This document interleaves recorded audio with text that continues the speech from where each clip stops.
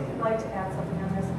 You know, in all of the discussions about the teaching profession, there's, I think, a disproportionate focus on the small percentage of teachers. And we need to turn it on its head. And this is one of the things that is the reason that MBAE was not in favor of the report from the task force on evaluation. We need to focus on rewarding excellence, on the kinds of career ladders that Richard talked about, so that we keep good people in the profession. And when they need to get out of the classroom or do something different, there's a route for them to take so we don't lose their expertise. There's an organization called Teach Plus that focuses on teachers in their 5th to 10th year. How do we keep those people engaged, take advantage of the expertise they require?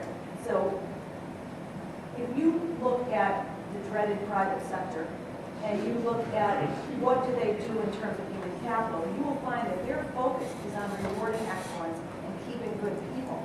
It's not as much on what do we do with the people who aren't performing. The second thing is we ought to be looking at the pipeline.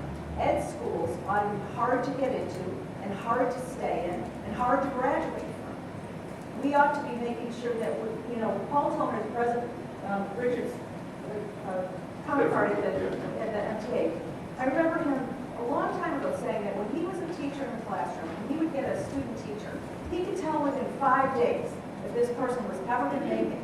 And he would have arguments with the institution of higher ed when he gave them a bad review because he just said this person should not be in teaching. We need more people like him to stand up to higher ed and say, I'm not passing this person. And they don't belong in teaching.